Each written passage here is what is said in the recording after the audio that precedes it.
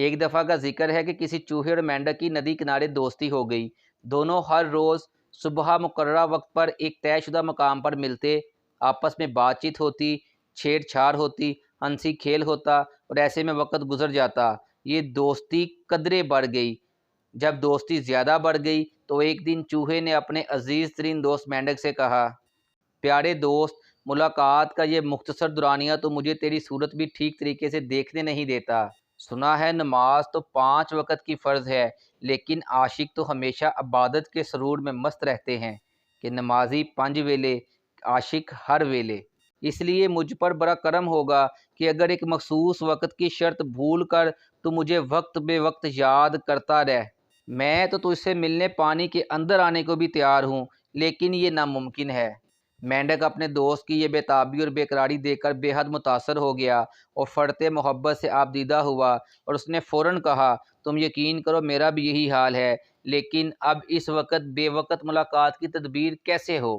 چوہے نے کہا، ایک ترکیب میری کم عقل کھوپڑی میں آتی ہے، لیکن شرط یہ ہے کہ تو اسے قبول کر لے۔ وہ ترکیب یہ ہے کہ ہم اپنی ایک ایک ٹانگ کو ایک دھاگے کی مدد سے آپس میں منسلک رکھیں، ایک سرا تیری ٹانگ سے بندھے اور دوسرا سرا میری ٹانگ سے۔ جب ملنے کا اشتیاق ہو تو میں اس دھاگے کو ہلا دیا کروں گا، تو اشارہ پاتے ہی خشکی پر آ کر مجھے مل جایا کرنا۔ اگرچہ مینڈک کو اس تجویز پر اعتراض تھا، لیکن چوہے کی خوشنودی کے لیے اس نے فوراً اس کی ہاں میں ہاں ملا دی اور یہ تجویز عمل کے مرحلے میں داخل ہو گئی۔ دھاگے کا ایک سرا ایک دوست کے پاؤں میں، دوسرا دوسرے دوست کے پاؤں میں۔ اس طرح ملاقات کا اشارہ پاتے ہی مینڈک پھدک کر باہر نکل آتا اور دونوں ملاقات کر لیتے۔ کئی روز یہ سلسلہ کامیابی سے چلتا رہا۔ ایک روز چوہے کی جو شامت آئی تو ایک کوا اس پر جھپٹا اور اسے اپنے پنجوں میں دبا کر اڑ گیا۔ چوہا جو فضا میں بلند ہوا تو خود بخود مینڈک بھی اس دھاگے کی بدولت ندی سے باہر نکل آیا۔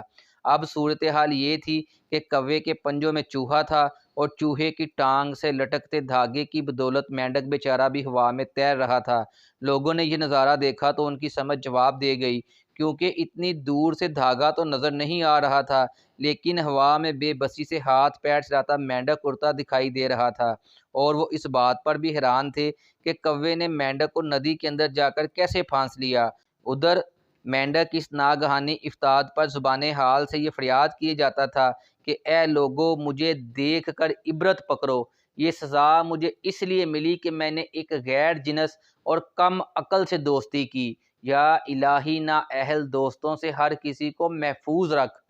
سچ یہ ہے، جو لوگ منفرد رہنے کے لیے الٹے سیدھے راستے اختیار کرتے ہیں، غلط لوگوں سے میل جول بڑھاتے ہیں اور ان کی نااہلی سے چشم پوشی کرتے ہیں، وہ ایک دن اپنے غلط دوستوں کی سزاؤں میں بھی اپنا نام لکھوا لیتے ہیں۔